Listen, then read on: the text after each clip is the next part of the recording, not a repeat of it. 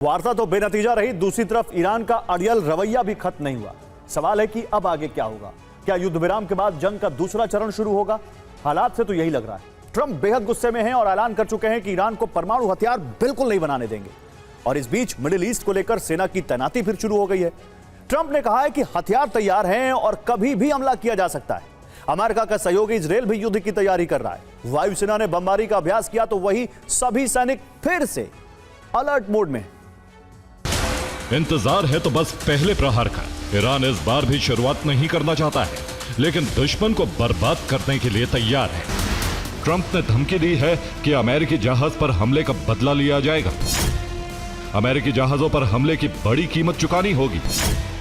Hormuz से mines हटाने का काम भी शुरू किया जाएगा। ट्रंप ने खुफिया विभाग के साथ बैठक की है। ईरान में नए टारगेट के चयन पर चर्चा हुई। हमले की नई तरह से प्लानिंग तैयार की गई। ट्रंप ने धमकी दी है कि इस बार बिजली सप्लाई स्टेशन निशाना बनेंगे। वाटर प्लांट को निशाना बनाया जाएगा। ईरान के द्वीपों को टारगेट करना आसान है। तो जंग फिर छिड़ सकती है और इसके लिए अमेरिका ने तैनाती भी शुरू कर दी है। USS George H.W. Bush aircraft carrier Atlantic सागर से मिडिल ईस्ट की तरफ बढ़ रहा है, जबकि प्रशांत महासागर में यूएसएस बॉक्सर ओमान की तरफ आ रहा है। यह अमेरिका के प्लान बी का हिस्सा है। अमेरिका ने वार्ता नाकाम होने के बाद ईरान पर फिर से हमले के लिए नई तैनाती शुरू कर दी है। देखिए, हम आपको ग्राफिक्स के जरिए दिखा रहे हैं कि कौन सा वॉरशिप या एयरक्राफ्ट कैरियर किधर बढ़ रहा है। अमेरिकी नौसेना का भारी जमावड़ा ईरान के करीब लगने वाला है, कुछ इस तरह। रिपोर्ट के मुताबिक दोनों एक हफ्ते में ईरान के बिल्कुल करीब पहुंच जाएंगे। मिडिल ईस्ट में अमेरिका के 40,000 सैनिकों की तैनाती रहती थी, लेकिन अब इसे 50,000 कर दिया गया है। 50,000 बड़ा नंबर है। अमेरिका के कई फाइटर जेट पहले से अरब देशों में मौजूद हैं और इन्हें वापस नहीं बुलाया गया है। ईरान के करीब अमेरिका के 2,500 मरीन कमांडोज की तैनाती है, जो स्पेशल ऑपरेशन करने के लिए जाने जाते हैं। इसके अलावा 2,500 नौसैनिक भी ईरान के करीब मौजूद हैं। तैनाती का नया चरण भी शुरू हो चुका है। बहरीन में अमेरिकी विमानों की लैंडिंग हुई है। कार्गो विमानों से सैनिक और हथियार भेजे गए। कार्गो विमानों से नई मिसाइलें भेजी जा रही हैं। गाइडेड बॉम्ब की खेप भी पहुंच रही है। ईरान की सुरंगों में अभी भी मिसाइल स्टॉक बचा है। ईरान युद्ध विराम में मिसाइल लॉन्चर्स को ठीक कर रहा है। ईरान के पास 1,000 मिसाइलें बचने का अनुमान है। माना जा रहा है कि चीन और रूस की मदद से ईरान लंबे समय तक युद्ध लड़ने की तैयारी कर चुका है। और इजरायल भी युद्ध के लिए तैयार है। इजरायली सेना के लिए नया आदेश जारी हो चुका है। सैनिकों को हमले के लिए तैयार रहने का आदेश जारी हुआ है। युद्ध विराम के बाद छुट्टी पर गए सैनिकों को भी वापस बुला लिया गया है। ऑर्डर है कि सभी सैनिक हमेशा बेस पर मौजूद रहेंगे। ईरान पर हमले के लिए इजरायली वायुसेना ने अभ्यास किया है। ईरान के नए टारगेट भी तय कर लिए गए। ईरान पर बमबारी की प्रैक्टिस हुई है। इजरायली खुफिया विभाग के साथ पीएम नेतन्याहू की बैठक भी हुई है। माना जा रहा है कि चीन रूस भी अमेरिका ईरान युद्ध को आगे बढ़ाना चाहते हैं। रूस को ईरान युद्ध से तेल व्यापार में बहुत मुनाफा हो रहा है। चीन अमेरिका की सुपर पावर वाली इमेज तोड़ना चाहता है। इस्लामाबाद वार्ता के बाद पश्चिमी एशिया में धधक रहे बारूद का समीकरण पूरी तरह बदल गया है। अब आशंका यह है कि इस जंग में अमेरिका तो होगा, लेकिन अकेला, और ईरान का पक्ष पहले से ज्यादा मजबूत हो जाएगा। और इस आशंका की वजह है हथियार और कूटनीति के मोर्चे पर रूस चीन का ईरान को खुला समर्थन।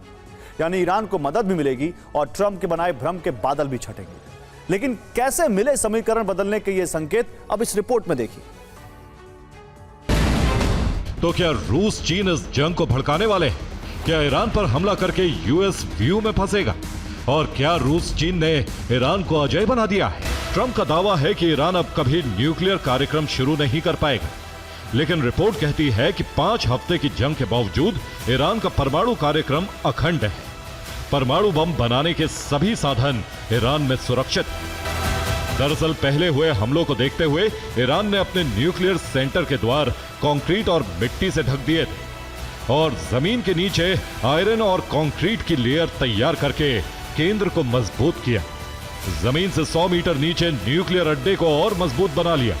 यही नहीं, एंट्रेंस की दिशा बदल दी। एंट्रेंस से सीधे यूरेनियम संवर्धन हॉल तक पहुंचा जाने लगा।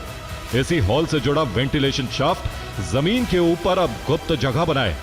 यानी अब जिस मुख्य हॉल में संवर्धित यूरेनियम रखा गया था, वह अब अंतिम हॉल बन गया। अमेरिकी मीडिया का दावा है कि चीन कुछ दिनों में ही ईरान को एयर डिफेंस हथियार देने जा रहा है, लेकिन यह हथियार चीन सीधे नहीं देगा, बल्कि किसी तीसरे देश के जरिए भेज रहा है। ट्रंप ने कहा है कि उन्हें संदेह है कि चीन से ईरान को हथियार मिलने वाले हैं और अगर चीन हथियार सप्लाई करते हुए पकड़ा गया तो हम चीन के खिलाफ 50% टैरिफ लगा देंगे। दावा है कि रूस ही ईरान को सैटेलाइट डेटा दे रहा है। अमेरिकी सेना की खुफिया जानकारी भी साझा कर रहा है। लेकिन पुतिन के प्रमुख प्रचारक ने रूसी टीवी में तीसरे विश्व युद्ध की धमकी दे दी।